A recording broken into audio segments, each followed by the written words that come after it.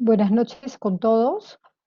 Para nosotros es un gusto contar con ustedes en el webinar Desafíos, oportunidades y ventaja competitiva en empresas familiares. A nombre del Círculo de Estudios de Empresas Familiares, le damos la más cordial bienvenida. En los momentos actuales, la pandemia ha hecho repensar las estrategias de las empresas. Por ello es necesario identificar oportunidades y desafíos a los que se enfrentan las empresas familiares y que éstas cuenten con herramientas que les permitan tomar medidas para hacer lo correcto, se fortalezcan y alcancen la ventaja competitiva sobre la competencia. La Universidad de Lima, a través de este círculo, promueve la reflexión, investigación, debate y promoción de los temas referidos a las empresas familiares, estudiando la dinámica de la familia empresaria y de la empresa familiar a fin de generar competencias que contribuyan al desarrollo y sostenibilidad de las empresas. El webinar Desafíos, oportunidades y ventaja competitiva en las empresas familiares permitirá analizar y reflexionar sobre los temas trascendentes para la continuidad y el desarrollo de sus empresas. A continuación, presentamos al señor José Saroli, quien realizará la presentación estaba programada la señora Juana Moyo, quien ha tenido un imprevisto y no podrá participar el día de hoy. Josué es máster en marketing y gestión comercial, con amplia experiencia en implementación integral de marca, creación de canales de comunicación externos e internos y desarrollo de la oferta de servicios. Josué es experto en herramientas de soporte comercial como relaciones públicas, eventos, redes sociales, diseños gráficos y web. Actualmente se desempeña como gerente de marketing y comunicaciones de PwC. José nos hablará sobre el estudio global de empresas familiares, desafíos, oportunidades durante la crisis. Bienvenido, Josué. Muchas gracias, Julia. Y bueno, en primer lugar, saludos a todos. Gracias por el privilegio de estar acá. Gracias a la Universidad de Lima por el privilegio de compartir el estudio. Como dijo Julia, Juanita iba a hacer la presentación junto conmigo, pero tu tema familiar, le mando muchos saludos. Y bueno, efectivamente yo soy gerente del área de marketing de PwC, PricewaterhouseCoopers, y algunas de las acciones que hacemos son estudios globales, como algunos probablemente ya conocen. El de empresas familiares, la firma lo realiza a nivel global, ya creo que tiene 10 ediciones, me parece, lo realiza cada 2 años. Y justo hace poco sacaron la nueva edición y nosotros decidimos también tener un capítulo peruano, porque siempre la firma tiene un alcance global. A veces Latinoamérica no se involucra tanto, pero gracias al apoyo de AEF pudimos recabar un poco de información, que es la que vamos a compartir a continuación con usted. A ver.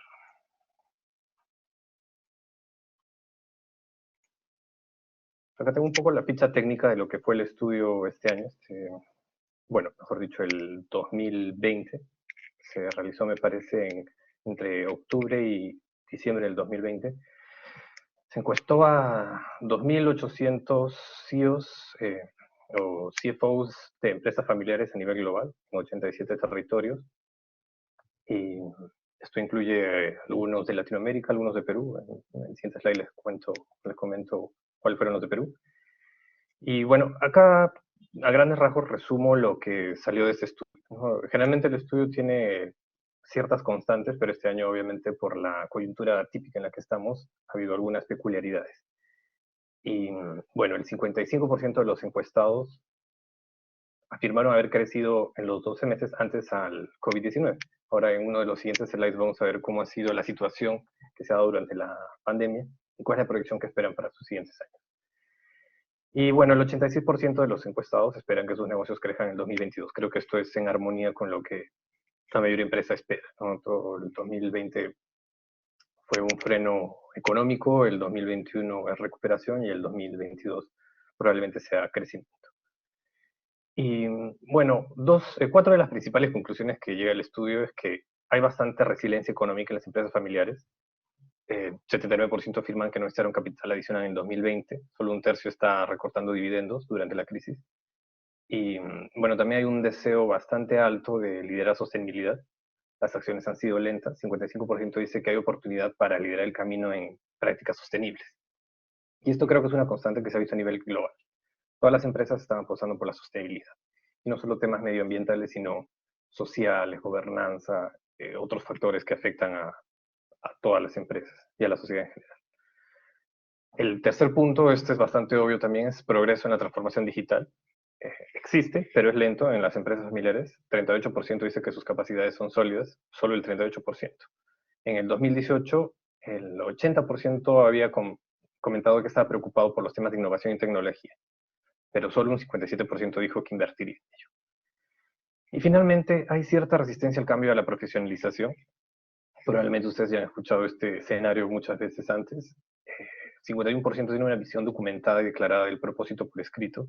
Esto es algo crítico que también son en las conclusiones del estudio, que un porcentaje grande de las empresas familiares no tiene un propósito, un set de valores tal vez documentados, que lo tengan a un nivel más informal, digamos, pero no lo tienen documentado. Y bueno, planes de sucesión también, el 30% tiene planes de sucesión, es poco, y el 29% dice que hay un poco de resistencia al cambio. Eso es a grandes rasgos el estudio. Luego tengo algunas cifras duras, las voy a pasar rápido también para no quitar mucho el tiempo. Al final puedo compartir con ustedes el link del estudio completo para que lo revisen. Y esta es la muestra, está un poquito movido, pero bueno, esto es más o menos cómo se componen los 2.800 entrevistados. Europa, Oriente Medio, Asia Pacífico, Norteamérica, y en Latinoamérica tenemos 443, para también tratar de tener una muestra representativa porque nuestra zona tiene peculiaridades tanto para las empresas en general como para las familiares. Y si bien, como decía al inicio, no muchos países de Latinoamérica se involucraron, tenemos poquitas respuestas en algunos de nuestros países vecinos, la muestra no es tan representativa. En Perú, en México, por lo menos tenemos buenas respuestas. Y según la muestra del estudio, nos da un buen marco como para conocer cuáles son las perspectivas en Perú. Y voy a hablar brevemente a nivel global y de ahí ahondo a lo que es Perú, en lo que es desempeño organizacional. Estas fueron las respuestas en lo que es un histórico desde el 2007, 10, 12 en adelante, el crecimiento que han visto las empresas familiares. Inclusive antes del impacto del COVID, ya se ve que hay un crecimiento un poco desacelerado. Ahí la barra verde es el crecimiento versus la roja, que es reducción en ventas. Y naturalmente en el 2020 hubo una involución en el crecimiento, ¿no? Esto es natural, yo creo que es la pandemia, pero ya había cierta tendencia a la baja, con excepción de en el 2010 que hubo un gap ahí que creo que la cultura puede haber impactado bastante.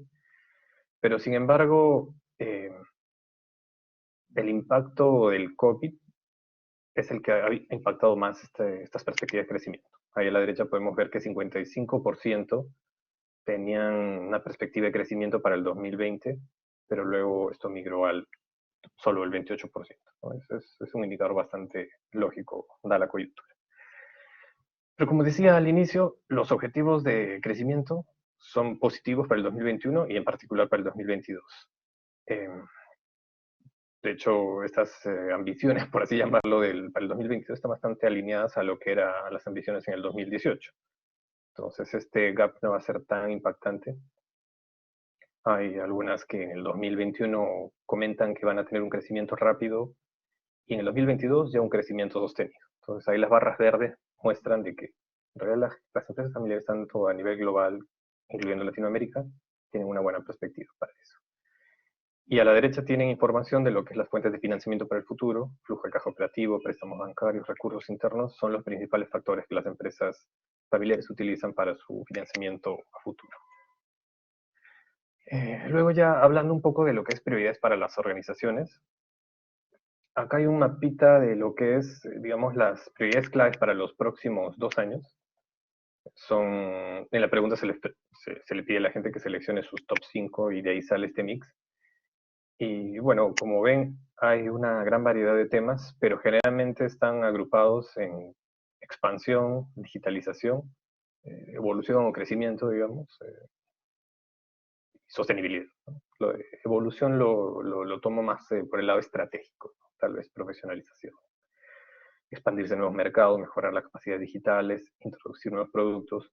Probablemente los, los que están en amarillo, de crecer en nuevos mercados, introducir nuevos productos, fusiones y adquisiciones, son las clásicas de siempre, el estándar de crecimiento de cualquier empresa familiar. Pero las que están en rosado son las que son ya más propias de nuestra coyuntura, de lo que se está viviendo en los últimos 3 años y la aceleración que tuvimos que dar todos en el mundo el año pasado. Mejorar las capacidades digitales, incrementar el uso de nuevas tecnologías, incremento de inversión, innovación y desarrollo. Y bueno, ya otros temas más propios del negocio, ¿no? Como repensar, cambiar el modelo de negocio, incrementar participación en la próxima generación. Pero como ven en este gráfico, en las conclusiones y a lo largo de esta presentación, la digitalización es clave para las empresas familiares, así como para todas las empresas. Y este es un gráfico que es más o menos constante en la primera, segunda, tercera y cuarta generación, pero lo que notamos bastante en los últimos estudios es que la tercera y cuarta generación son las que tienen más propensión a lo que es la digitalización y la sostenibilidad. Y esto es algo natural, ¿no? Las nuevas generaciones, los millennials, centennials y demás generaciones, cada vez tienen más en mente el valor del impacto que tiene una empresa en el mundo, en la sociedad, no solo en el medio ambiente, que siempre ha estado, sino también en la sociedad como economía, como capital humano, por ejemplo. Y según el estudio, ahí se ven ligeramente las variaciones, pero por lo menos para la tercera y cuarta generación los temas digitales sobrepasan inclusive los temas de expansión y diversificación.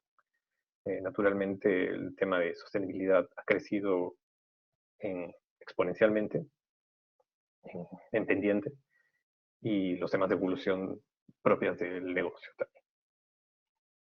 Y ya hablando de lo que es cohesión y confianza familiar, este es un capítulo muy propio del estudio de empresas familiares, que no lo vemos tanto en otros estudios, pero es importante acá.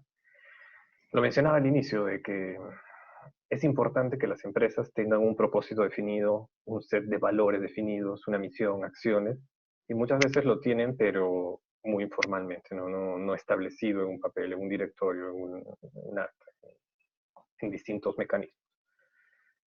2/3, según la encuesta, 2/3 tienen un claro sentido de los valores familiares y de la empresa, pero como vimos en el slide inicial, solo el 50% tiene definido o establecido en sus protocolos digamos, el propósito de la empresa.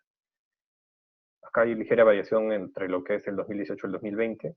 Se ha reducido en realidad, en lugar de aumentar, que la familia propietaria tiene un conjunto claro de valores. Eso debería, al contrario, crecer, ¿no? Vemos cada día más importante el hecho de tener un propósito claro, porque el no tener un propósito claro es el que hace que las empresas, probablemente su negocio, perdón, su modelo de negocio desaparezca o con el paso del tiempo sea aplastado por otros modelos más innovadores, sobre todo ahora que tenemos tecnología tan rampante, que pasa un mes y tenemos tecnología que no sabíamos que existía o que podría existir.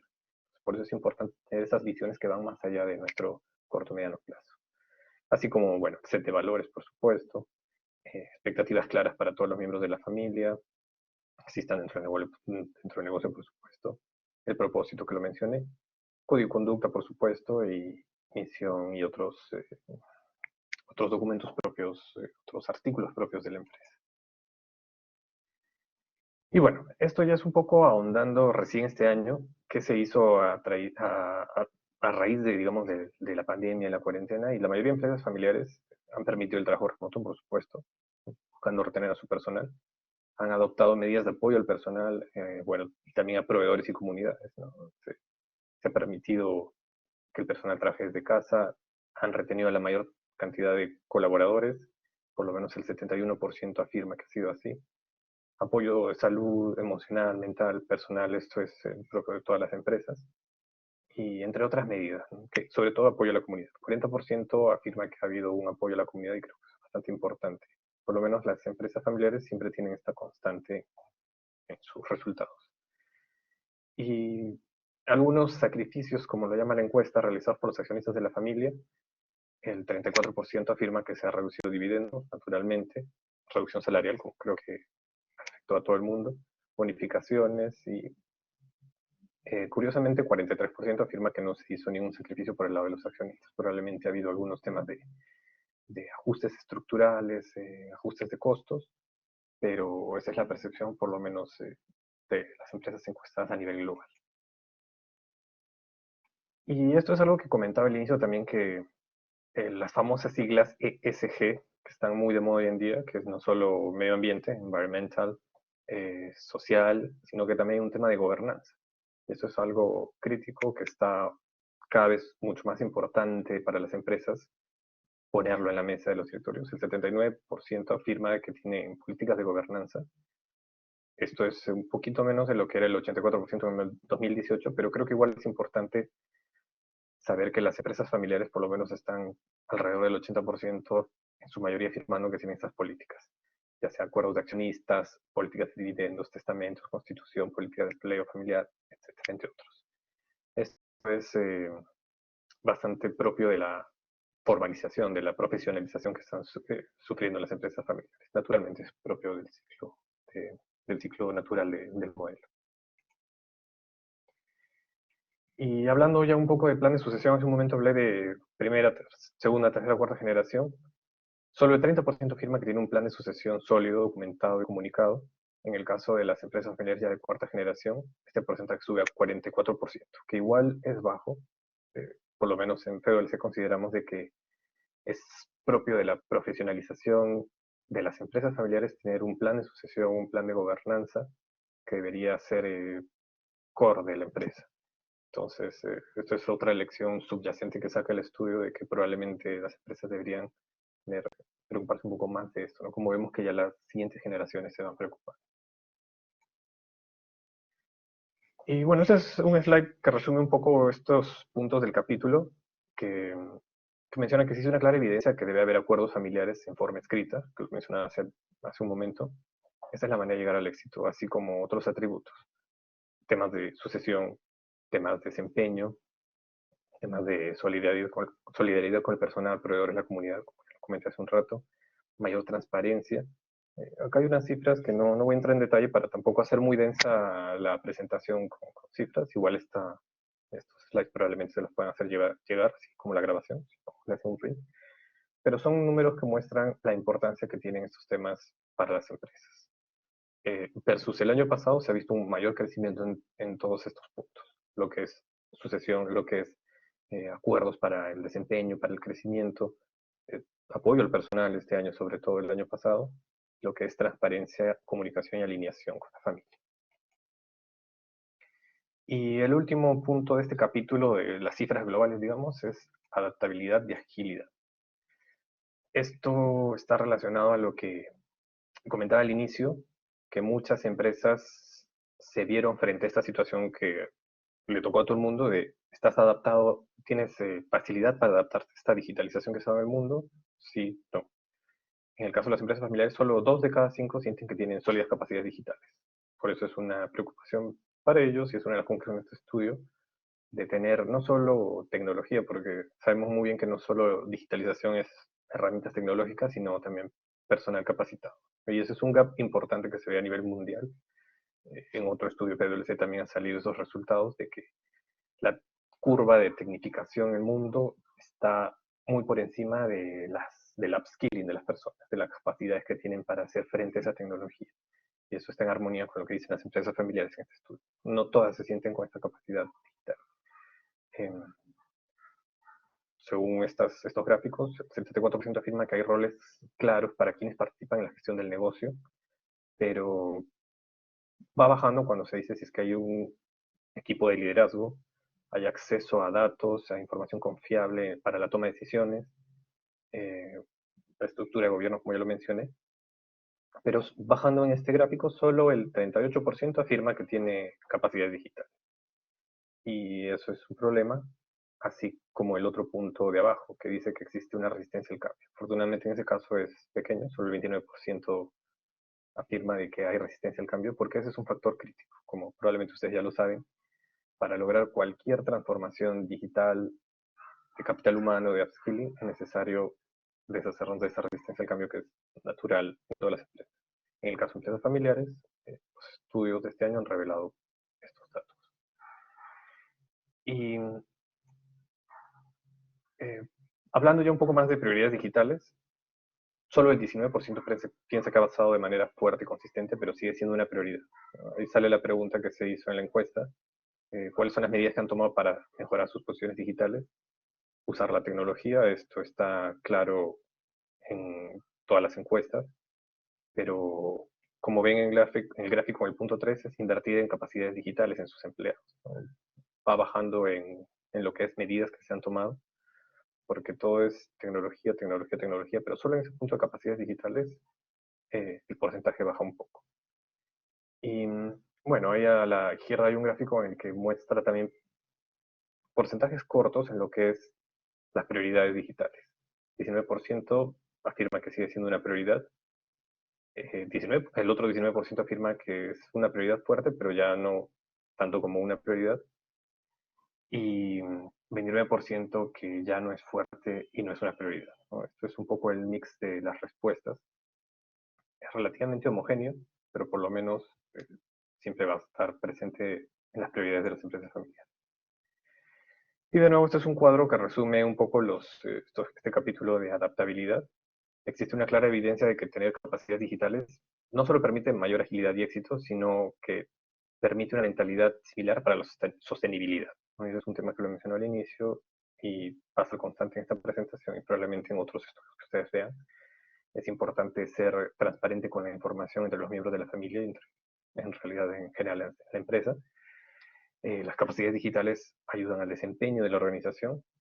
La sostenibilidad ahora es una prioridad, es innegable que eso está en la agenda de todos los directorios y es necesario tener más agilidad. El 86% tiene acceso a información y datos confiables y el 71% tiene capacidad de cambiar de rumbo a corto plazo debido a la liquidez. Estas son algunas conclusiones del global. Y como impacto total ya a nivel global, digamos la huella, como lo llamamos, más del 80% afirma que sí participa activamente en temas de responsabilidad social, eh, ya sea contribución a la comunidad local, alguna manera de filantropía. En este caso, el 62% de las empresas familiares encuestadas a nivel global afirma que contribuyen a la comunidad local. Temas de filantropía, donaciones, 42%, y ya otros temas como inversiones, filantropía de riesgo, o 19% que no invierte eso. Pero acá hay una correlación de que las empresas familiares más grandes contribuyen mayormente a su comunidad local. Esto es bastante natural, es propio del crecimiento. El 69% de empresas familiares de tercera generación son los que más contribuyen en la actualidad a su comunidad local. Y así es la constante, ¿no? Como habíamos visto en otro slide, tercera y cuarta generación son los que están más preocupados por el tema de sostenibilidad, que, como lo repito varias veces, no incluye solo medio ambiente, sino también un factor social, que muchas veces es las comunidades en las que su zona de influencia, en la que tienen zona de influencia. Y esto un poco también similar a lo de capacidades digitales. Menos de 2 de cada 5 empresas familiares, esto es un número que arrojó la encuesta, tienen una estrategia de sostenibilidad desarrollada y comunicada. Esto es algo un poco crítico, pero también se ve que está revirtiéndose a raíz de las nuevas generaciones. Como habíamos comentado, tercera y cuarta generación tienen el tema de sostenibilidad mucho más importante que inclusive el crecimiento propio de la empresa. Entonces, esto es un tema que probablemente en los próximos años se convierta en la prioridad, probablemente el número uno de las nuevas generaciones de empresas familiares. Y ya para hablar un poco de los resultados de Perú, esto es data que sacamos de la pequeña muestra que tuvimos de las cifras de Perú. A nivel Latinoamérica no es muy representativa la muestra, pero a nivel Perú sí podemos sacar algunas conclusiones. En lo que es desempeño organizacional, eh, bueno, naturalmente solo 4% afirma que la pandemia tuvo un impacto negativo en su negocio. Pero respecto a las expectativas de crecimiento, el 60% considera clave que el crecimiento de su actividad principal es lo que lo va a llevar adelante, ¿no? Esto está un poco en línea con lo que afirmaban las encuestas globales. Un 80% se ha visto poco afectado o afectada, y bueno, solo 16% muy afectada a raíz de la pandemia, ¿no? Esto es algo natural. Y lo que es crecimiento para los próximos años, obviamente crecimiento de la actividad principal, nuevos mercados, poco, 24%, fusiones, adquisiciones y en otros sectores, muy poco, ¿no? Entonces, el mensaje acá es que las empresas familiares se están enfocando en su core, y crecimiento en ese mercado en el que están y en la industria actual. Y bueno, los factores que consideran, ya sea externos o internos, que van a afectar a su crecimiento en los próximos 12 meses, naturalmente en segundo lugar está la pandemia, pero en primer lugar, como siempre, en este tipo de estudios sale que las políticas, legislaciones y regulaciones del gobierno son como que el principal factor, ¿no? 22% afirma de que ese es un gran factor, es una constante en todos los estudios que vemos, por lo menos a nivel global y bastante en Latinoamérica, que cualquier política, legislación o regulación del gobierno va a afectar al crecimiento, sobre todo en este contexto un poco volátil en que está nuestra economía. Y ya más abajo temas lógicos, pero en menor escala, como competencia, personal calificado, rendimiento, situación geopolítica, tasas de interés, etcétera. Pero la incertidumbre generada por la pandemia y los cambios de políticas son los que preocupan principalmente a las empresas familiares en Perú. Y bueno, esta es una pregunta que si es que la empresa experimentó alguna crisis en los últimos 5 años, casi siempre hay una constante de que alrededor del 36-40% afirma de que sí ha tenido una crisis, y la mayoría comenta de que ha sido de índole financiero. Un pequeño porcentaje de conflicto familiar, luego ya temas más éticos y ataques cibernéticos. Y esto es interesante porque en otro tipo de encuestas que hace PwC sale que hay bastante temas de conflictos éticos, corrupción. Muchas veces es el primer punto de la crisis que se menciona. En el caso de empresas familiares y financieras, esto también es bastante natural, es una familia de ustedes que están en este ecosistema. Y naturalmente conflictos familiares, que son parte del modelo. Luego esto está en armonía con lo que había comentado al inicio de a nivel global planes de sucesión.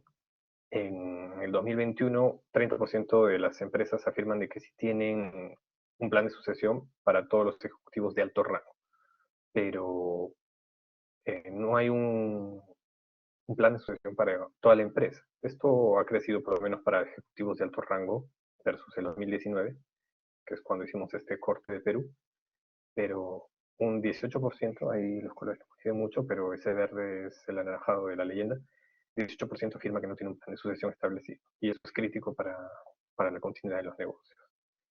Y el de la derecha es un plan de sucesión para el directorio, solo un 19% afirma de que tiene un plan de sucesión para el directorio. Y eso es algo también para tenerlo en cuenta a nivel Perú. 81% de las empresas no tienen un plan de sucesión, que como ya hemos visto, esto es crítico para las empresas. Y avanzando un poco más en la presentación, en lo que es tecnología y transformación digital, eh, esto es algo que está en correlación con lo que ya habíamos visto, que el 96% afirma que la pandemia aceleró los procesos de transformación. Esto es, creo, natural en todas las empresas, no solo en empresas familiares, pero un 61% se considera poco vulnerable ante problemas de índole tecnológico, ¿no? Como vimos, los temas de crisis, temas de ciberataque, por ejemplo, no es una preocupación. Eh, entonces, no estas vulnerabilidades que pueden tener otras empresas, tal vez probablemente más tecnificadas o más grandes. Entonces, esto es un punto interesante para analizar. 31% este año estima que es poco vulnerable. Haya crecido eso versus el 2019. Y bueno, trabajo remoto, esto es bastante obvio. 96% participó, de las que participaron en el estudio, implementaron política de trabajo remoto durante la pandemia, como medida de seguridad. Esto es, el 22% fue entre 80 y 100% su población laboral, digamos, que se mantuvo en trabajo remoto. Pero acá pueden ver los porcentajes que varían un poco entre menos del 20% y otros porcentajes de la organización. Entonces esto es curioso porque hay empresas que probablemente tuvieron el 90% de sus empresas en trabajo remoto, pero esto muestra que hay empresas familiares que no pudieron paralizar a su fuerza laboral, continuaron trabajando, probablemente sean empresas que sus trabajadores tenían que movilizarse, entonces el trabajo remoto no fue tanto una opción. Y la siguiente, lo de la derecha, ya es una pregunta que más responde, es como que una repregunta a lo de la izquierda, que dice, si es que consideran de que el trabajo remoto va a ser una constante. Eso es algo que, una interrogante que tenemos muchas empresas. Eh, bueno, casi 40% dice que el trabajo remoto sí, pero solo algunos días de la semana, ¿no? Entonces es un modelo que creo que se va a replicar bastante en muchas empresas. Y bueno, un 26% dice de que no implementará permanentemente el trabajo remoto. Y esto es natural porque también hay consideraciones ya más de índole laboral y convenios, infraestructura, etcétera, ¿no? Que complican un poco también la situación de, de costos para las empresas. ¿Cuál fue el principal desafío que se enfrentaron al momento de realizar el trabajo remoto? Esto creo que es transversal a todas las industrias, garantizar la tecnología necesaria para los trabajadores, 28%, medir la productividad, un equilibrio de vida personal y laboral, bueno, por supuesto, velocidad y temas de ciberseguridad y plataformas ya en menor trabajo, ¿no? En menor porcentaje.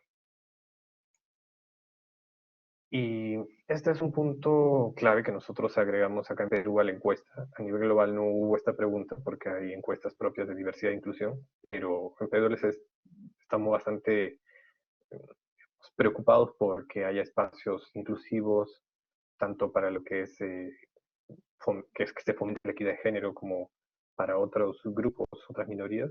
Y por eso vimos conveniente preguntar también algunas cosas para empresas familiares en Perú respecto a diversidad e inclusión.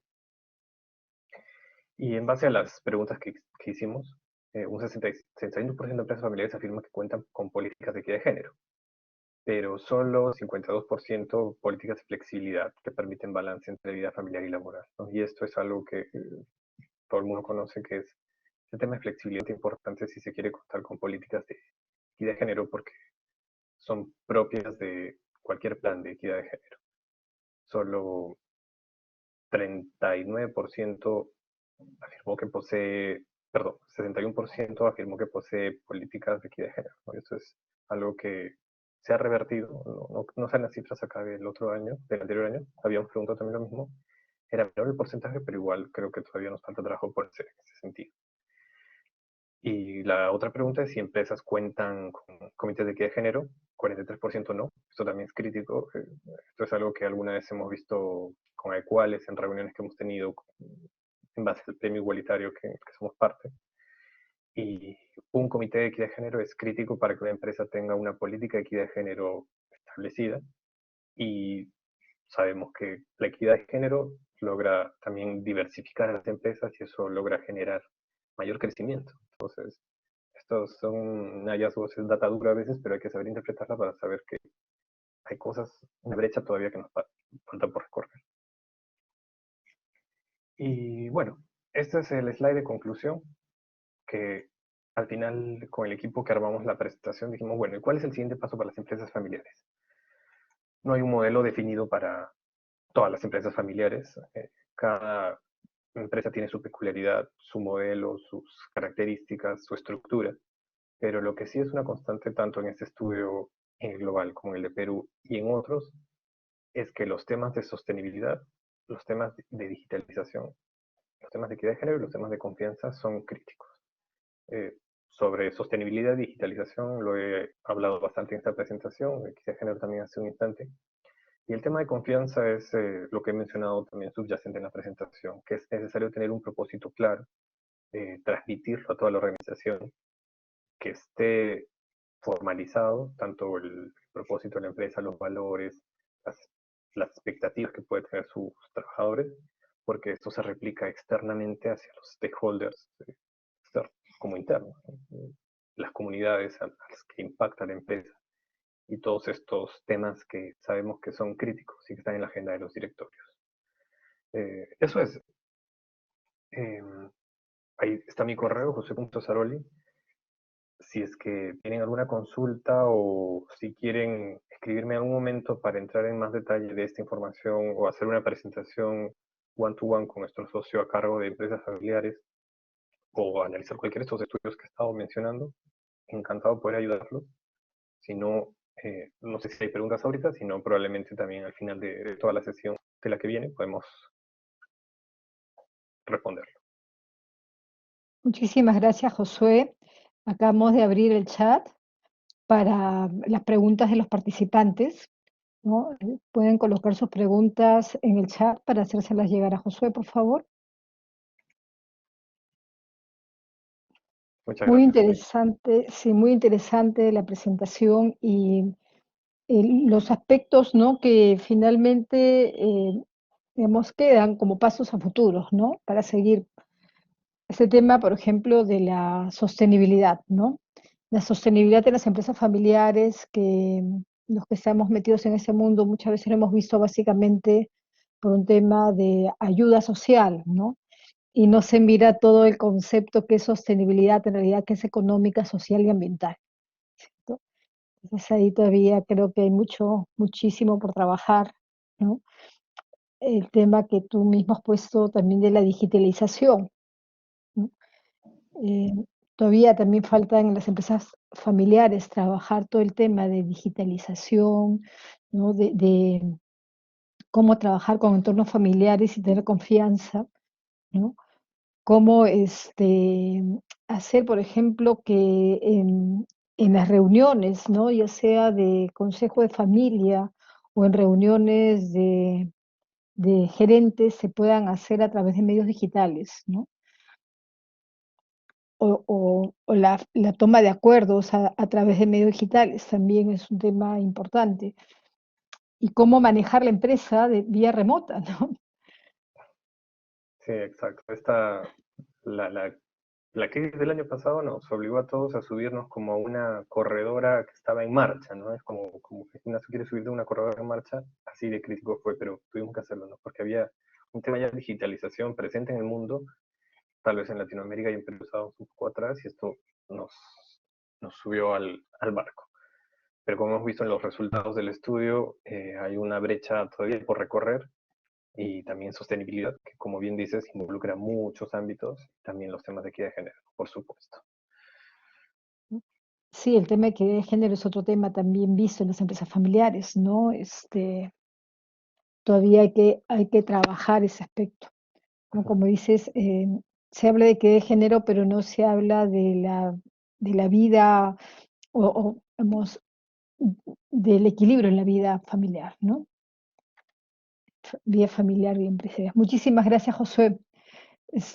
Igual, al final, si desean hacer una pregunta, igual vamos a luego a tener a los expositores juntos, ¿no? Para las preguntas que crean convenientes. Bien, vamos a continuar con nuestra presentación, ¿no? A continuación, el siguiente expositor es el señor Yusit Vega Odes. Yusit es economista, máster en Compliance Penal por la Universidad Castilla de la Mancha de España, máster en Auditoría y Gestión Ambiental por la Universidad de Cádiz, España, y auditor líder de norma ISO 9001, ISO 14001, OAS 18001. Además, en el Instituto Nacional de la Calidad se desempeña como presidente del Comité Técnico de Normalización de Gestión de Calidad para promover la integridad antisoborno. Es el presidente del Comité Técnico de Normalización de Gestión Integral para MIPIMES y representante de la Cámara de Comercio con el Comité Técnico de Aseguramiento y Gestión de Calidad. También es director del Instituto Latinoamericano de la Calidad, INLAC Perú. Es miembro asociado de World Compliance Association España y la Asociación Peruana de Ética y Compliance. Y en la Cámara de Comercio de Lima se desempeña como Compliance Officer, es miembro de la Comisión de Integridad y Lucha contra la Corrupción y miembro de la Comisión de Sostenibilidad Empresarial. Yusit nos va a hablar sobre el tema que es el compliance como ventaja competitiva de las empresas familiares. Bienvenido, Yusit. Muchas gracias por estar con nosotros. No, a ti, Julia, y a través de tu persona agradecer al Círculo de Empresas Familiares de la Universidad de Lima por la invitación, ¿no? Vamos a tocar un tema muy importante y también un poco complejo, ¿no? El tema de compliance, ¿no? ¿Quién no ha escuchado en estos momentos esta palabra que está en boca de todos, está a nivel mundial, sobre todo lo que es el compliance, ¿no? Y cómo el compliance pues ayuda como una herramienta que sirve para blindar, asegurar a las empresas, principalmente las empresas familiares, que son la mayoría de las empresas en nuestro país, sobre los temas de soborno y otros delitos, ¿no? Siguiendo con un poquito con la dinámica que nos presentó, muy interesante Josué Saroli de Price, les he traído unas 3 láminas también muy generales para ver el mapa mundial de la corrupción, ¿no? Acá vemos la foto, ¿no? Este es un estudio que ha hecho Transparencia Internacional, que hace todos los años, sobre el índice de percepción de la corrupción, ¿no? Que es un estudio que nos permite ver en un promedio de 180 países el grado de corrupción, ¿no? Podemos ver ahí en el mapa mundial todos los países que están en colorcito rojo, naranja, son los países donde existe corrupción, ¿no? Cuanto más rojo el país, más corrupción hay. Y lógicamente los países en los cuales, o los continentes, digamos, en los cuales el color tira para naranja, amarillo, son los países en los cuales existe menos corrupción. Entonces acá podemos tener una visualización a nivel mundial de cómo está la corrupción en el mundo. Por lo menos, y nos damos dando cuenta que el rojo y el naranja predomina a nivel del planeta, ¿no? A continuación, en otro cuadro podemos ver un análisis un poquito más detallado. Podemos ver aquí que los países menos corruptos a nivel mundial es Dinamarca y Nueva Zelanda, y los más corruptos, pues, está Sudán del Sur, Somalia, Siria, Yemen y Venezuela, ¿no? Haciendo honor a Latinoamérica. Y podemos ver que nuestro país, el Perú, se encuentra en un nivel intermedio en la tabla, ¿no? Así se mantiene desde hace 10 años. Sube, baja, pero de ahí no mejoramos, ¿no? Y todos sabemos por qué no mejoramos nuestra posición en el índice de percepción mundial de la corrupción. En esta siguiente gráfica podemos ver el análisis a nivel de América, de toda América, ¿no? También el Perú figura en la mitad de la tabla, pero vemos como los países líderes de menor corrupción en América, Canadá, Uruguay, y a lo de mayor corrupción, Venezuela y Haití. Entonces esto nos da una idea de cómo estamos en este tema de la corrupción. Y otro detalle que es importante que ustedes sepan a través de Proética, que es Transparencia Internacional en el Perú, que es la sede nacional, ¿no?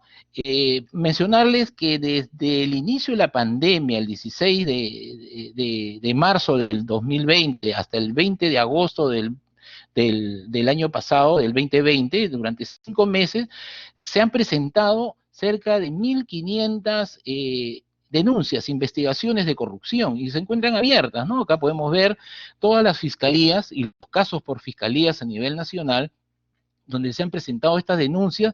¿Y denuncias de qué? Denuncias de mal manejo de los fondos asignados por el gobierno para apoyar a la población en situación vulnerable para poder afrontar el COVID, ¿no? El Ejecutivo asignó más de 20.000 millones de soles para poder financiar las distintas acciones de adquisiciones, implementación, para poder afrontar la pandemia,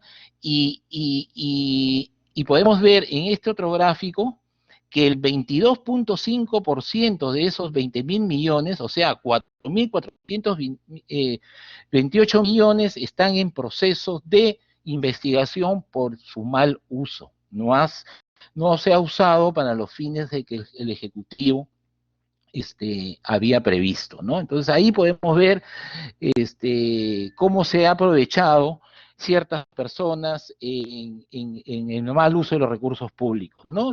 Pudiéndose, pues, con ese dinero, que no es poca cosa, imagínense la cantidad de plata que es, pudiéndose con eso destinar para un mejor equipamiento de hospitales, contratar más médicos, equipos de protección personal, equipamiento de camas UCI, que realmente es una debilidad muy grande que tenemos, la adquisición de ventiladores mecánicos, plantas de oxígeno, etc., etc., ¿no? Y paralelamente también para todo el tema de educación, ¿no? Maestros que estén capacitados en educación remota, herramientas para la capacitación remota a los alumnos de colegios públicos, facilitarles laptop a los chicos, plataformas educativas online, todo eso que necesitamos y que desgraciadamente no ha podido llegar por culpa de unos inescrupulosos que han visto su negocio de aprovecharse el dinero público en épocas de pandemia, ¿no? Entonces, esto pues nos da una situación de qué piso estamos pisando, ¿no? En qué situación nos encontramos. Y esto no es ajeno solamente a las empresas familiares, todas las empresas, grandes, medianas, pequeñas, de cualquier sector, cualquier rubro. Entonces, ¿qué esperamos nosotros en el presente, con esto que estamos viendo, ¿no? Con estas cifras reales que suceden en nuestro país, ¿no? Por lo menos exigimos, pues, mínimo una aclaración de todo lo que está sucediendo, que alguien nos alguien nos diga qué está pasando, por qué las cosas están funcionando así, por qué cada año la cosa es peor, y más aún en esta situación de incertidumbre, de salud, de pandemia, de salud, de crisis sanitaria, se aprovechan, pues, estas personas inescrupulosas a sacar utilidad del dinero público para bienes, actos ilícitos, ¿no? Este, ¿Y qué esperamos todos? Una sanción por lo menos efectiva y rápida para todos los culpables, ¿no? Por lo menos eso, ¿no? Y que sea rápido, y porque justicia que tarda, pues entonces no es justicia, ¿no? Entonces, debemos construir el futuro. ¿Y cómo lo hacemos, no?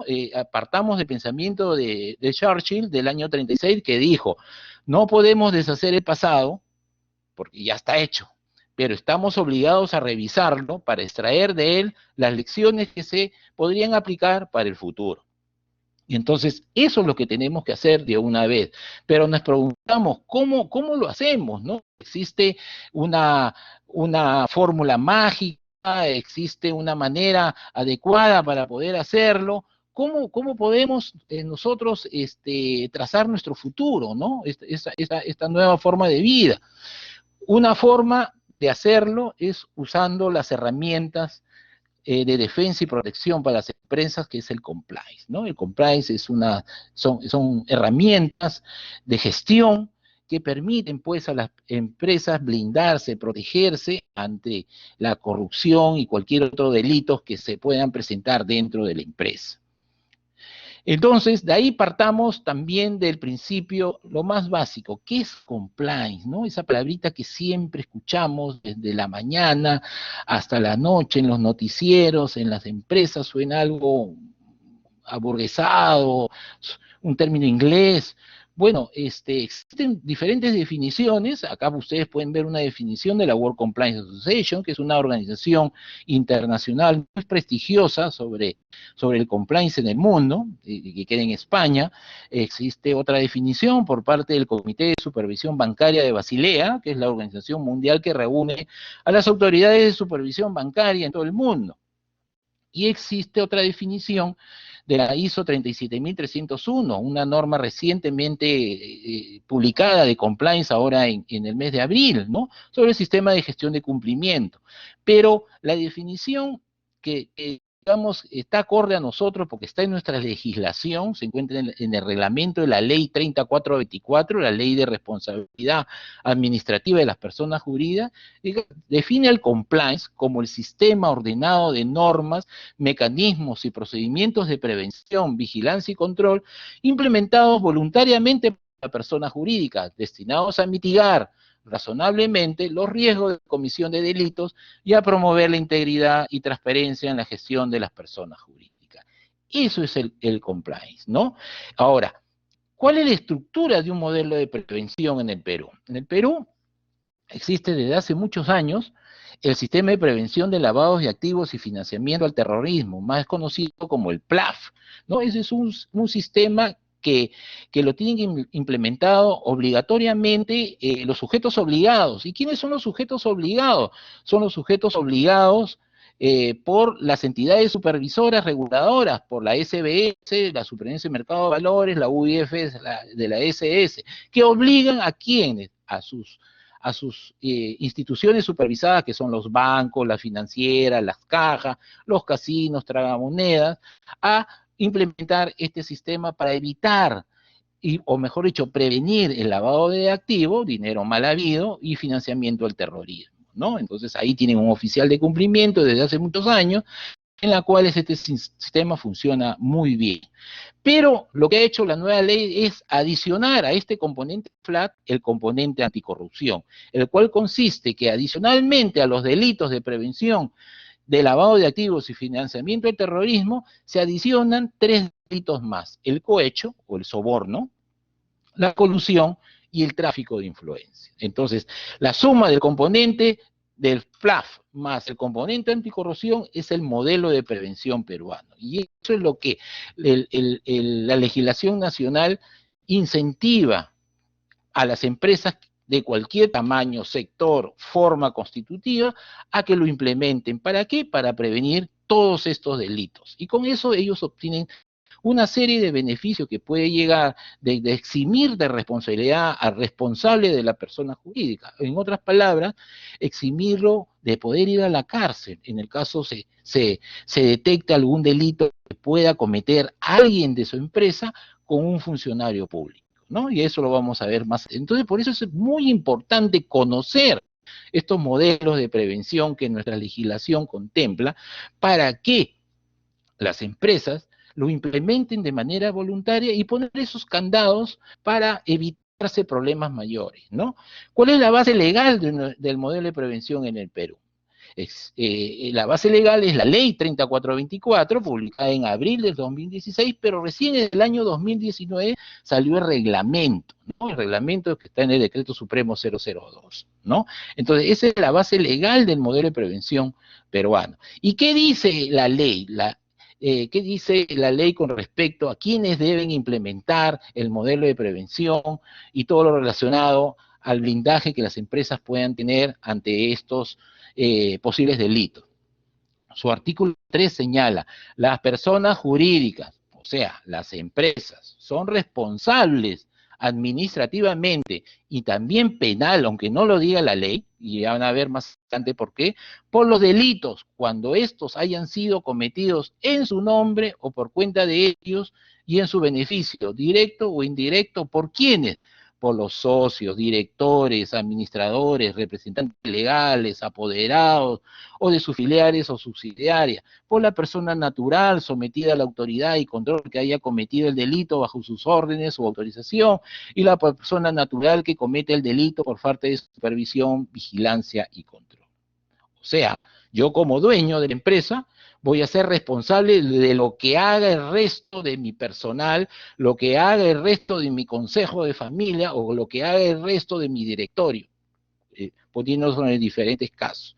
¿Ok? Entonces, ojo, pestaña y ceja con eso. Entonces, para eso, tengo que implementar un modelo para yo protegerme, proteger a mi empresa y proteger a todos los trabajadores que honestamente trabajan cumpliendo con los objetivos de la empresa. ¿Qué más dice la ley? El ámbito de aplicación para efectos de la ley son todas las entidades de derecho privado, y ahí entran pues todas las modalidades societarias que tiene el Perú: sociedad anónima, ARL, SAC, etc. Y acá pues entra pues todas las empresas familiares que tiene nuestro país, ¿no? En las diferentes modalidades: asociaciones, fundaciones, ONG, comité no inscrito, las sociedades irregulares, todos entran a esta bolsa del alcance de la ley. También, ¿qué señala la ley? La clasificación de las personas jurídicas. ¿Cómo las clasifican? La ley del modelo de prevención peruano, del compliance, clasifica las empresas en grandes, medianas, pequeñas y micro. Perfecto. Pero de acuerdo a sus ventas anuales y de acuerdo a sus números de trabajadores, ¿no? Entonces acá está la bolsa de empresas empresas familiares que pertenecen a estos rubros de pequeña, micro, ¿no? Y también un porcentaje un poco y hasta menor de grandes empresas familiares, ¿no? De todos los tipos y formas de empresas existentes en nuestro país, las empresas familiares, debido a sus características particulares que todos conocemos y que ustedes han estudiado y conocen el círculo de empresas familiares de la universidad que ustedes forman parte, estarían más expuestas, y lo pongo en condicionante, estarían más expuestas a diversos riesgos que, de no ser controlados oportunamente, se conviertan en delitos, derivando en sanciones administrativas para la empresa y penales para el responsable jurídico. Y miren quién es el responsable jurídico en una empresa familiar: el papá o la mamá, el patriarca, ¿no? Entonces, miren, estamos exponiendo a nuestro padre, a nuestros padres, a que asuman una responsabilidad que ellos directamente no han cometido, y tienen que asumirlo de acuerdo a ley, ¿no? Entonces, imagínense ponernos en esa situación, ¿no? Entonces, y eso adicionalmente, si en esta situación le adicionamos el componente sentimental, emocional, sanguíneo que trae consigo formar parte de la familia, se puede caer en la posibilidad de incurrir en el encubrimiento de actos ilícitos, ¿no? Flexibilidad en las normas, en las políticas, y si es que lo hubiera en la empresa familiar, porque pues sabemos que son muy pocas las empresas, pues, que tienen un protocolo, que tienen políticas, tienen procedimientos. Entonces, imagínense, ¿no?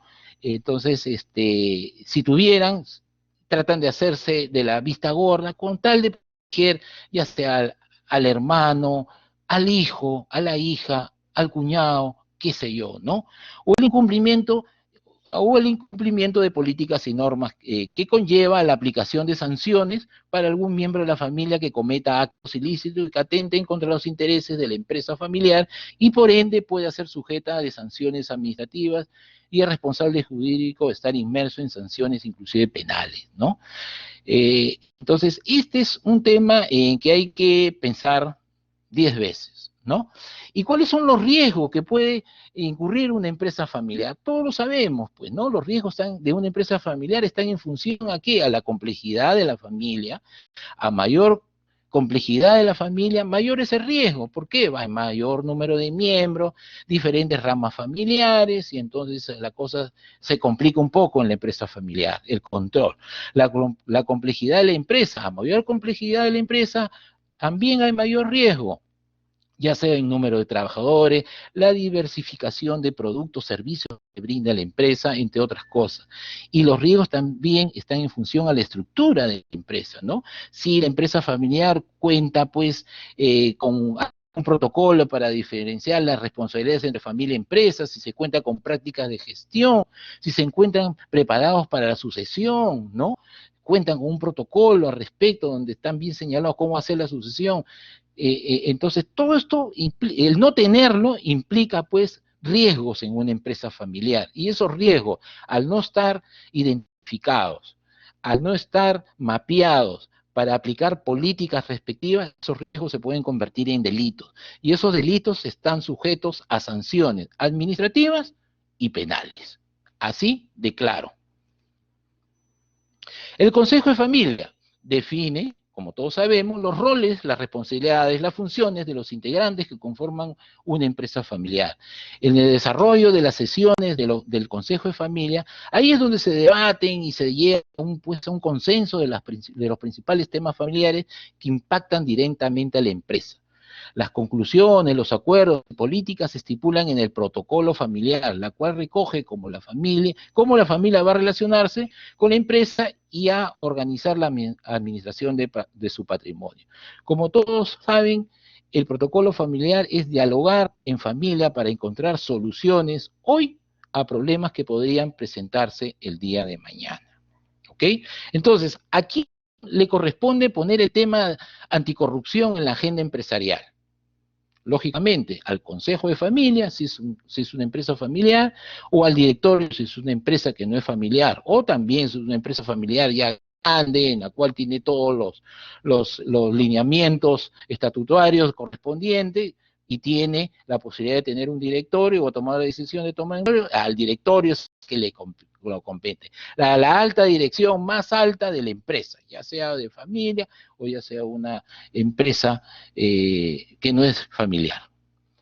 Es ahí pues donde el directorio es quien debe asumir la transparencia y la anticorrupción como requisito básico del buen gobierno corporativo, ¿no? Y ahí puede usar la herramienta, los modelos de gestión, como es el modelo que señala la ley 3424, el modelo de prevención, las ISOs internacionales, que también se los voy a comentar para que ustedes conozcan, que no es solamente esta ley que existe, sino también normas internacionales, y de ahí la importancia, pues, que tienen los programas de prevención y cumplimiento anticorrupción en las empresas, principalmente en las empresas de propiedad familiar. Entonces, el control desde la alta dirección es prioritario. ¿Y cuáles son sus funciones de alta dirección? Planificar el negocio, manejar sus riesgos, implementar sistemas o modelos de compliance, auditoría interna y auditoría externa, ¿no? Entonces, esas son las líneas básicas de un buen gobierno corporativo que todos conocemos y todos sabemos, ¿no? Cómo se maneja. ¿Qué delitos se pueden prevenir con un modelo de prevención? La ley contempla 5 delitos: cohecho, el soborno, que sucede contra un funcionario del Estado; tráfico de influencias, no lo voy a explicar el detalle de cada uno, ahí hay un ejemplo para que ustedes después que vean la filmina lo revisen con mayor calma, pero por motivos de tiempo solamente lo voy a enumerar: tráfico de influencias, colusión, lavados de activos y financiamiento del terrorismo. Entonces, esos son 5 delitos más sus variantes, ¿no? En las cuales contempla el modelo de prevención peruano. ¿Y cuáles son las medidas administrativas? ¿Cuáles son las sanciones administrativas que la ley señala cuando se abra un proceso penal a la persona jurídica y entre el Ministerio Público participe un juez penal y puede imponer cualquiera de las sanciones administrativas que señalan acá, o en el peor de los casos, sanciones penales? En las administrativas ya el castigo es muy alto. Miren, las multas van desde 10 UITs hasta 10.000 UITs. No es nada, no es un juego esto, ¿no? Inclusive las sanciones pueden ser la inhabilitación de la empresa, la cancelación de la licencia, la clausura temporal, hasta la disolución. Todo depende del grado de delito que se haya cometido, ¿ok? Y no hablo de las sanciones penales, que puede ser cárcel privativa de la libertad por la cantidad de años que señale el fiscal, ¿no? Entonces, ¿para qué sirve un modelo de prevención o compliance en una empresa familiar? Pues sirve primero para ayudar a instaurar una cultura de cumplimiento ético normativo en la empresa, promoviendo la integridad y transparencia en todas las actividades que realiza dentro de su gobierno corporativo que la empresa debe tener, ¿no? Sirve como atenuante de responsabilidad administrativa y penal de las personas jurídicas en caso de la comisión de delito de la empresa. ¿Qué es eso? Eso es un candado. Pues demostrándole al fiscal, al perito, que yo como propietario de mi empresa familiar me he preocupado por implementar un gobierno corporativo en mi institución, o sea que políticas, normas, procedimientos, controles, ¿no? Y eso me va a permitir a mí reducir o aminorar la responsabilidad administrativa y penal de mi empresa.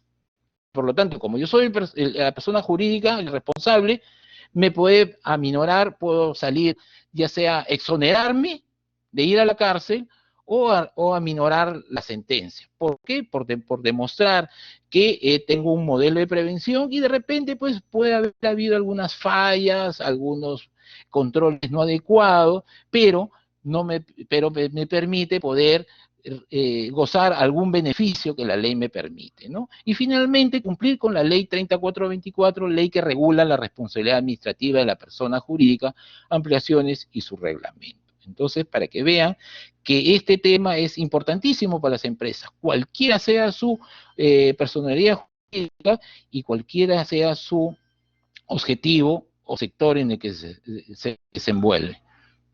Elementos que conforman un modelo de prevención. Según la ley son 11, 5 elementos mínimos y 6 elementos complementarios, ¿no? Yo recomiendo a las empresas que nosotros asesoramos como Cámara implementar los 11, ¿no? Porque eso sería un sistema mucho más robusto, más sólido, que nos permite estar más tranquilos, sobre todo dormir tranquilo al patriarca o al o al directorio, ¿no? En este caso, si es una empresa que no es familiar. Entonces, ¿y cuáles son esos elementos? Los voy a enumerar. Tiene que haber un oficial de cumplimiento, un encargado de prevención, un responsable que se encargue de que todo lo diseñado, las políticas, se cumplan, ¿no? Y también contar con una matriz de riesgo, todas las áreas de la empresa, todos los procesos, existen riesgos, no hay nada en la vida, en lo personal y profesional, que hagamos sin tener la posibilidad de afrontar un riesgo, ¿no? Para un riesgo sí va a existir, aunque se le implemente una política súper, la mejor del mundo. La única forma de eliminar un riesgo es eliminando el proceso o la acción que lo genera. Y eso va a ser imposible, pues. Entonces, solamente los riesgos se mitigan a la mínima presión. Y mantenerlos ahí dormiditos, calmaditos, para que no crezcan. Entonces, todo depende de la política que se diseñe para mitigar el riesgo. Los procedimientos de denuncia, difusión y capacitación, evaluación y monitoreo continuo del modelo de prevención, políticas para áreas específicas donde se han detectado riesgos, registros de actividades y controles internos, integración del modelo de prevención con otros procesos de la institución. El modelo de compliance no debe ser un modelo aislado al resto de la institución, debe formar parte del ADN de la institución, de la empresa, ¿no? Todos deben respirar control, políticas, ¿no? Compliance para que eso funcione. Y eso chorrea desde la alta dirección, desde el consejo de familia, desde el gobierno corporativo hacia abajo, ¿no? Designación de un órgano de auditor interno. Tiene que haber un órgano de auditor interno que se encargue de ¿qué? De auditar, a que haga su chamba el oficial de cumplimiento, que haga su chamba los gerentes, que haga su chamba los colaboradores, y que haga su chamba la alta dirección, los que forman el consejo familiar o el directorio, ¿no? Los procedimientos y remediación de políticas disciplinarias, y como todo sistema, mejora continua del modelo de prevención. El modelo de prevención siempre hay que estarlo mejorando, ¿no? Y para eso, pues, se recibe toda una serie de inputs a través de las denuncias que pueden llegar, de las encuestas de satisfacción, las auditorías internas, auditorías externas, de todo lo que pueda servir para mejorar el sistema de cumplimiento en la empresa. El modelo de prevención para las empresas es un traje a la medida, diseñado especialmente para cada empresa en función ¿a qué? A su naturaleza, características y riesgos identificados. No existe el modelo A para adaptarlo al modelo B, imposible. Hay que empezar de cero para el modelo B, para poderle hacer un modelo de cumplimiento, un modelo de antisoborno o de protección de delitos, especialmente para ese tipo de empresa. Y más aún si es una empresa familiar, que tiene características muy diferentes, muy complejas, de acuerdo a la característica y a la esencia de la familia, ¿no? Principios en que se basan los modelos de prevención, son 11 los principios, los voy a enumerar también, ¿no? En otra charla mucho más detallada, se explico cada uno, el porqué de las cosas, pero acá vemos un tema de liderazgo, ¿no? Y el liderazgo lo asume la alta dirección. Consejo de familia en una empresa familiar o directorio en una empresa, en una persona jurídica, ¿no? Entonces ahí vemos todas los principios que tienen que cumplir los modelos de prevención o los modelos de compliance: la accesibilidad, la actividad, compromiso y liderazgo, continuidad, eficiencia, evaluación continua del riesgo, documentación, proporcionalidad, independencia, publicidad y comunicación preventiva y razonabilidad, ¿no? La debida diligencia es importantísimo en un modelo de prevención, porque nos permite poder conocer a nuestros principales stakeholders, nuestros socios comerciales. ¿Quiénes son? Nuestros colaboradores, los clientes, los proveedores, inclusive los mismos miembros de la familia, ¿no? Entonces, ¿con el objetivo de qué? De identificar y mitigar los riesgos derivados de las relaciones de negocio, como parte de nuestro modelo de cumplimiento y de las leyes anticorrupción aplicables.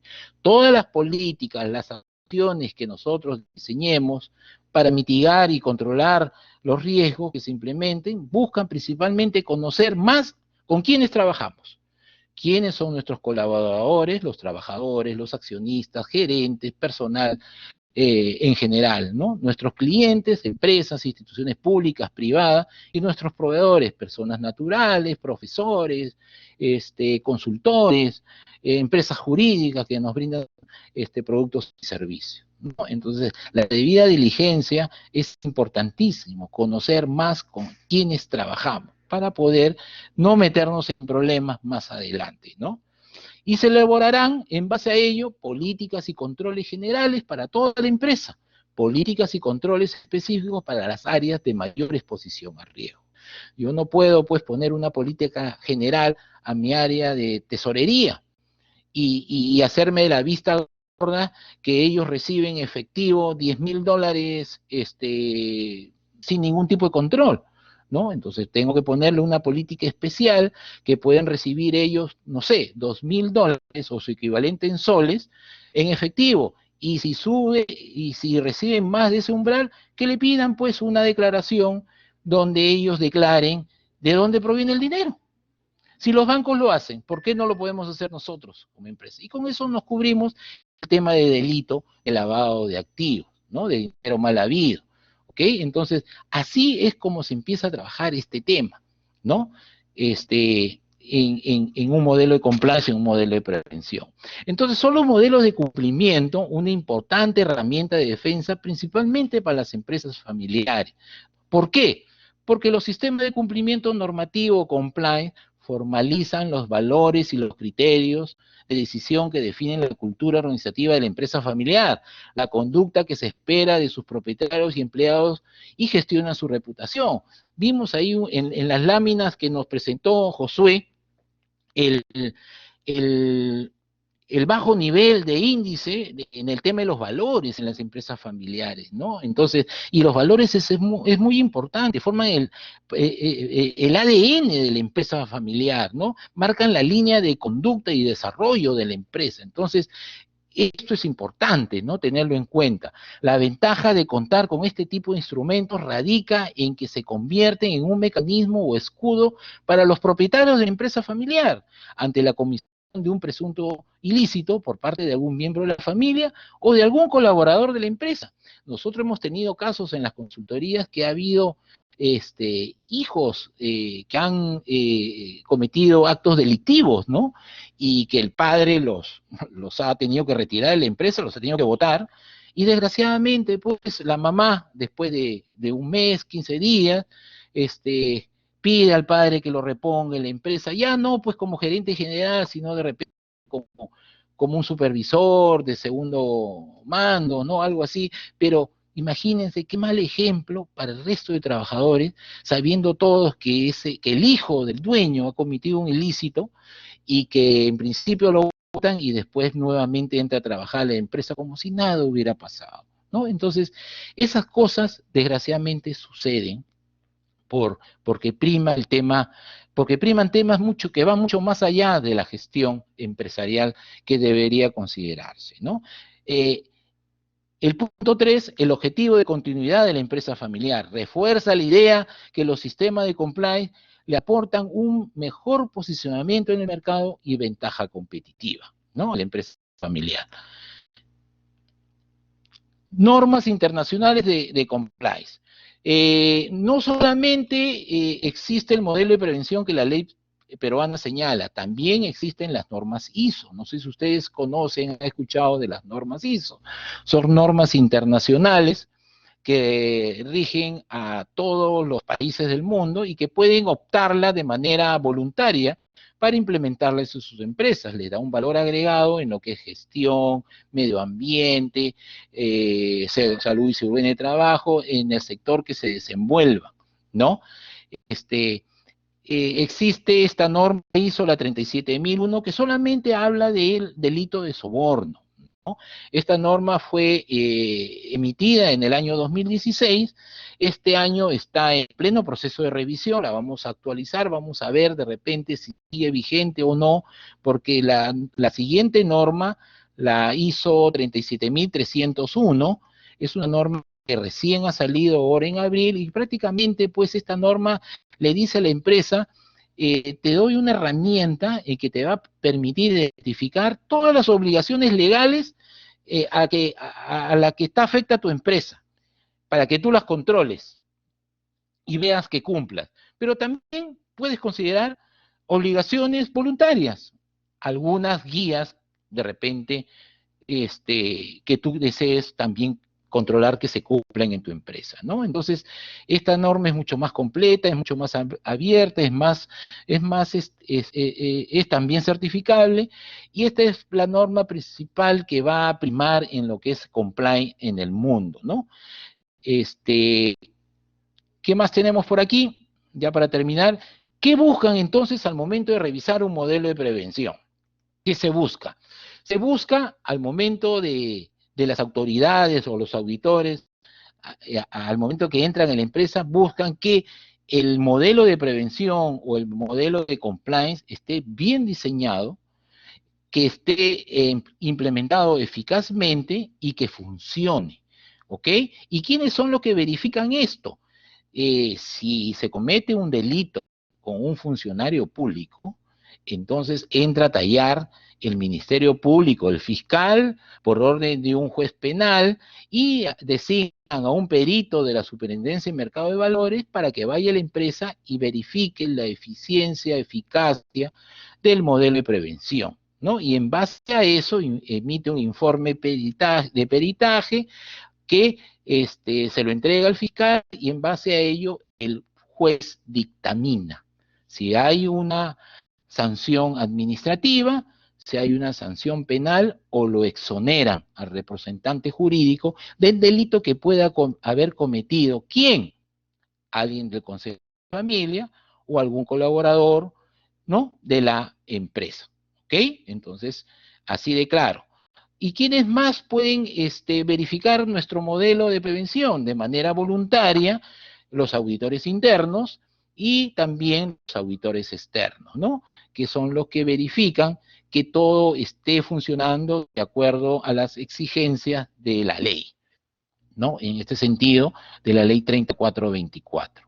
¿No? Y entonces acá les puedo mostrar, esta es una certificación. Las leyes no certifican, pero uno para tener la tranquilidad y saber que ha implementado bien el sistema, acude a un tercer autorizado, como en este caso la World Compliance Internacional, que es una asociación mundial de cumplimiento, auditó el modelo de la Cámara que tiene implementado y nos emitió una certificación que dura 3 años y que anualmente ellos vienen a revisar de manera aleatoria que nuestro modelo funcione, ¿no? Para poder nosotros, como se dice, dormir tranquilo, el directorio y los responsables jurídicos de la institución, ¿no? Entonces es una forma de poder controlar si el modelo de cumplimiento es eficiente. Reflexiones finales y ya con esto acabo. El compliance aporta a una sucesión ordenada y transparente, con lo cual contribuye a preparar a la empresa familiar para su trascendencia. ¿Ok? Y miren el mensaje de Lee Kuan Yew. Él fue ex primer ministro de Singapur. Singapur es uno de los países menos corruptos del mundo. El año pasado, en este índice que les presenté de transparencia, Singapur está en el puesto 5 de país de menor corrupción. En otros años ha estado en primer lugar, pero siempre se mantiene entre los 5 primeros, ¿no? Entonces, él señala, si quieres derrotar la corrupción, debes estar listo para enviar a la cárcel a tus amigos y familiares. Con eso termino, Julia, y estoy a disposición de los alumnos para cualquier aclaración, o en todo caso, ahí tiene mi presentación para que lo vean con calma. Si desean mayor información sobre el modelo de prevención, algo en particular, ahí tienen mi correo, mi teléfono. Yo soy el oficial de cumplimiento de la Cámara de Comercio de Lima y también soy el director del Centro de Empresas Familiares de la Cámara de Comercio de Lima. Conozco los dos lados, así que en algo podría ayudarlos, ¿ok? Eso sería todo por mi parte, Julia, y nuevamente muchas gracias. Muchísimas gracias, Yosit. De verdad, muy buena tu presentación. nos ha permitido reflexionar de cuáles son los riesgos que las empresas familiares corren, ¿no? Al no implementar buenas prácticas y dentro de ellos los sistemas de prevención del delito, ¿no? Estamos Así es. viendo que a nivel mundial el tema de corrupción es un cáncer en realidad, es un cáncer que ha alcanzado todo el mundo, ¿no? Es los, entonces es importante implementar y saber cómo hacerlo, ¿no? Muchísimas Así gracias, es, así Yusit. es. Vamos a mirar algunas preguntas de los participantes, ¿no? Eh, Primero, Yusit, permíteme, había una pregunta anterior que quedó, ¿no? Que era para Josué Saroli, y luego te hago la pregunta que viene para ti, por favor. Dale, Teníamos dale, no una hay problema. pregunta, sí. Josué, teníamos una consulta de una señora fundadora de empresa que dice si el hecho de la pandemia ha evidenciado vulnerabilidad de muchos líderes adultos mayores, ¿cuánto ha acelerado los procesos de sucesión? Sí, justo acá tengo un slide que creo que lo pasé rapidito, pero mencionaba de que solo 30% de las empresas tienen un plan de sucesión. Eso es bajo, pero las que sí tienen un plan de sucesión vieron que a raíz de la pandemia, a raíz de estas vulnerabilidades, de hecho, estas generaciones que no han podido hacer frente a estos cambios que ha habido, se ha visto de que un 80% de las empresas que sí tenían un plan, lo revisaron a raíz del COVID. O sea, la respuesta es que sí ha habido un impacto de toda la pandemia hacia revisar los planes de sucesión, ¿no? Y claro, es algo bastante natural que con cualquier crisis se ve, ok, ¿cómo es la supervivencia de mi negocio? ¿No? Entre muchas acciones, una de esas ha sido, ok, ajustemos nuestros planes de sucesión, que antes no estaban. En el 2018 solo el 15% tenía un plan de sucesión, ahora es el doble, 30%. Y de ese 30%, el 79% lo ha revisado a raíz de la pandemia. Entonces sí ha habido una preocupación al respecto. En realidad ha habido un avance importante, ¿no? Porque, como dice, se ha duplicado las empresas con plan de sucesión, aunque todavía es bajo, ¿no? Como decía Yusit, él también trabaja todo el tema de empresas familiares, es el director de centro, en mi caso soy consultora del tema, pero todavía es bajo, ¿no? Todavía tenemos que seguir trabajando con las empresas para pedir, o sea, para que logren establecer su plan de sucesión, ¿no? Pero lo bueno es que del 100% de las empresas que lo tienen, 80% han revisado, ¿no? ¿No? Exacto. Y sí, y justo es un tema que, bueno, yo tengo acá, algunos de mis alumnos están acá también, además de padres de familia, invitados, ¿no? Invitados fuera de la universidad también tenemos, empresarios, y es uno de los puntos que siempre les comentamos a los alumnos, ¿no? El tema de sucesión es uno de los temas más tratados en realidad en empresas familiares y que ahora con el tema de la pandemia es un tema que debería hacerse prioritario, ¿no? Para poder tener previsto la continuidad del negocio. Gracias, Josué. Muchísimas gracias. Yusit, respecto a la parte de compliance que tiene mucho que ver con las empresas familiares, tenemos algunas consultas, ¿no? Una es respecto a las MIPES, ¿no? Si es óptimo implementar un sistema de compliance, ¿no? Y si el sistema de compliance en el Perú está dando resultados. Bueno, al respecto, hay el reglamento y la ley considera un modelo de compliance especialmente para las pymes y le han dado ese encargo al Ministerio de la Producción para que elabore este modelo especial para las pymes, ¿no? Eh, ya van un par de años, quizás hasta 3, y todavía el Ministerio de la Producción no se pronuncia al respecto. Se ha complicado más aún con el tema de la pandemia, están dando otras prioridades. No, no sé por qué esto también es importante, pero en fin, sé que ellos tienen esa responsabilidad y esperamos pues que pronto lo defina. Pero nosotros como institución privada, como miembros de la World Compliance, tenemos una guía para implementar el compliance en las pymes, ¿no?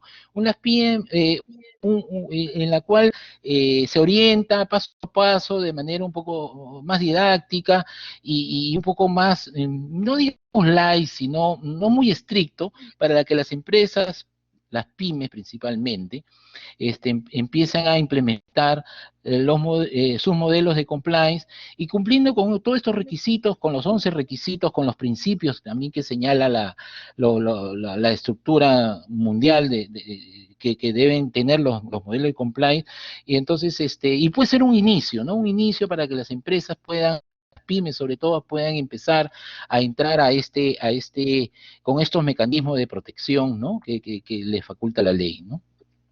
Y en realidad es importante que lo tengan, ¿no? Porque si no están arriesgando la continuidad de su negocio también, ¿no? Así es, correcto, ¿no? Porque Y finalmente,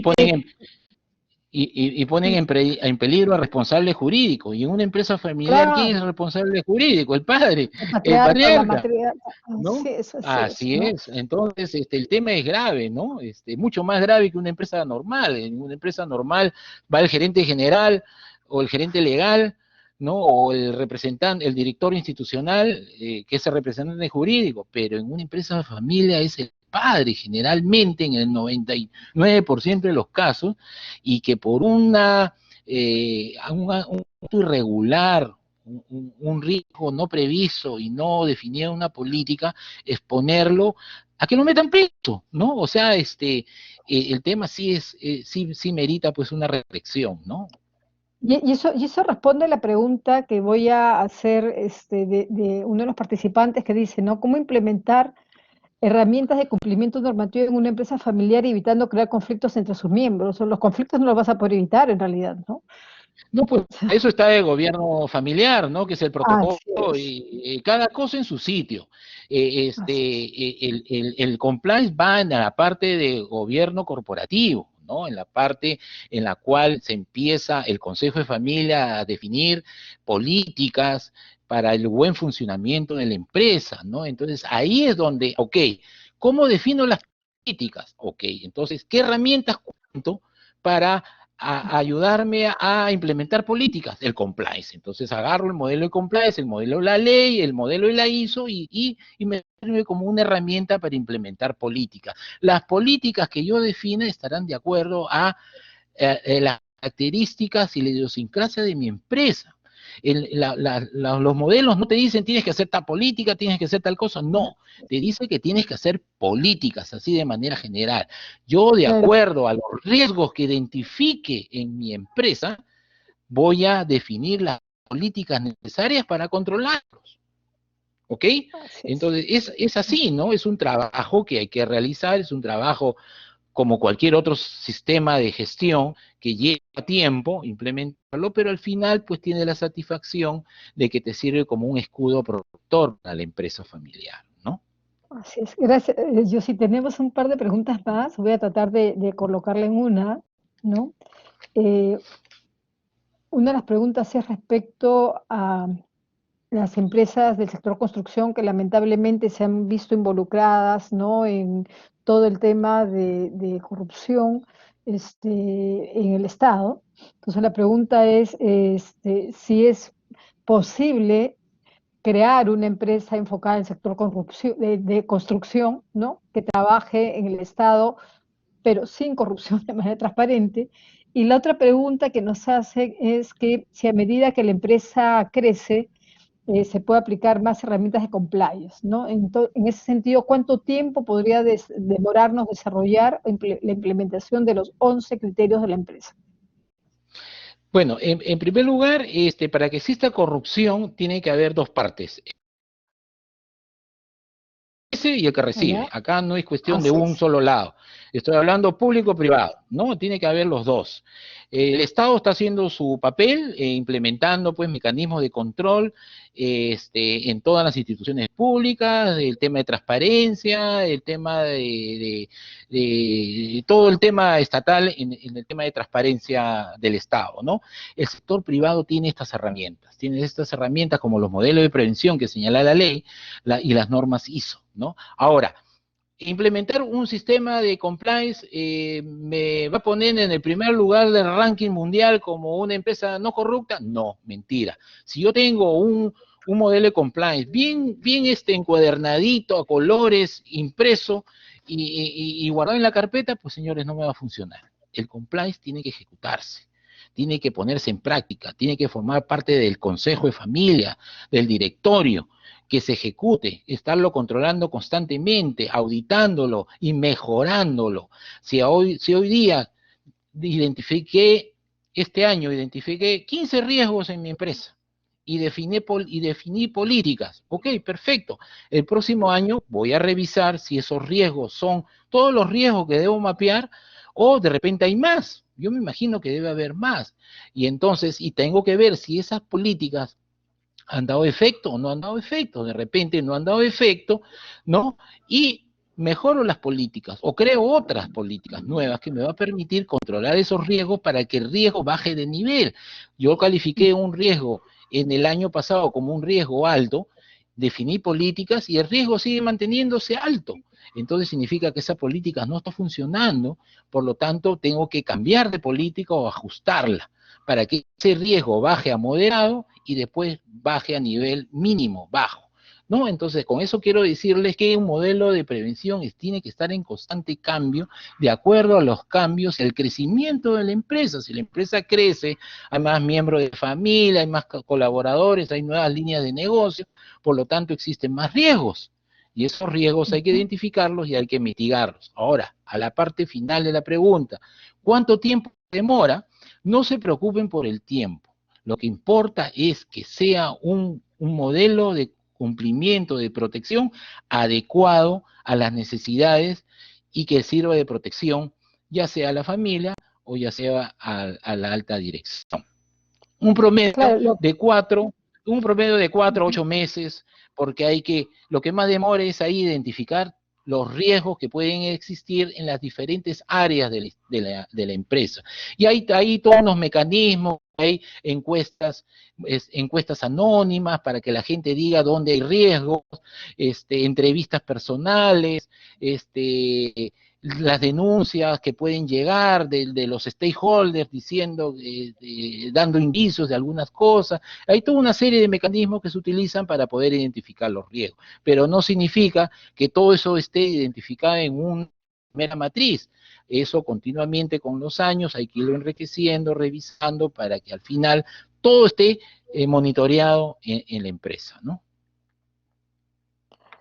además que se tiene que entender todo esto que es un proceso, ¿no es cierto? Es un proceso, Así es, así ¿no? es. Entonces es un proceso que va a llevar su tiempo para poder desarrollarlo, Ujú. ¿no? No es que cojo el modelo y lo implemento, como tú mismo has comentado, es en realidad los sistemas de compliance, ¿no? Como los sistemas en general en las empresas familiares son O como los meter nosotros protocolos, a la o medida, los igual que los protocolos, los protocolos, protocolos igual. no va a ser un protocolo igual al de la empresa familiar A a la B, porque tienen características muy diferentes de acuerdo al tipo de empresa familiar, ¿no? A sus costumbres, a toda una serie de cosas, ¿no? Que hay que contemplar. Igual es para el tema de riesgos, ¿no? Igual es para el tema de riesgo, así es. De repente, no sé si Josué, ¿quieres agregar algo adicional? Si gustan, prendan su cámara para este, que, Ay, se que la los tenía apagada, vean disculpen. los participantes, ¿sí? ¿No? Por mi parte, lo que ya habíamos comentado, no quiero ser redundante, pero sí creo que es bastante importante ser enfático en la importancia de lo que tú misma dijiste, ¿no? De sostenibilidad, sacarnos ese paradigma de que es medio ambiente, que es importante, pero también es un tema social, ¿no? Sobre todo cuando tenemos empresas que tienen zona de influencia, comunidades, ya sean comunidades propias de la zona o comunidades más industrializadas, igual hay un impacto en el que tenemos que tener nosotros consideración. Y el tema de digitalización creo que es algo que todos en el planeta lo estamos teniendo en cuenta. Las empresas familiares tienen que sumarlo a su profesionalización, porque el tema de profesionalización lo hemos hablado siempre en empresas familiares, pero la digitalización ahora es un componente fundamental, que ya no se puede salir de otro tema. Y el tercero, equidad de género, ¿no? En realidad diversidad e inclusión, pero importante en nuestra economía, sobre todo una equidad de género igualitaria para todos y todas. Ese es digamos, mi comentario final. Muchas gracias, José. Yusit. Bueno, yo por mi parte, señalar que son en estos momentos de crisis sanitaria como que estamos viviendo, crisis política y también de remate económica que estamos viviendo, son los momentos en los cuales no hay que bajar la guardia, ¿no? Si hay empresas que tienen políticas, tienen gobierno corporativo, protocolos, pues reforcemos los esfuerzos para que se cumplan, ¿no? No hacernos de la vista gorda, no flexibilizar los controles porque de ahí después puede haber consecuencias fatales, ¿no? Entonces, es momento de la alta dirección, del gobierno corporativo, pues incentivar, pues reforzar estas políticas de control, sobre todo en nuestras empresas familiares, para que no les afecte y no traiga pues consecuencias fatales más adelante. Yo les agradezco muchísimo, yo me quedo con dos reflexiones, ¿no? Uno es, por el lado de la encuesta que hemos tenido, ¿no? La importancia también de los valores, porque alguna parte nos comentaba Josué que los valores estaban, pero no estaban escritos, ¿no? Y eso lo relacionamos con lo que nos dice UCIT, ¿no? Es decir, para implementar compliance tenemos que tener valores, ¿no?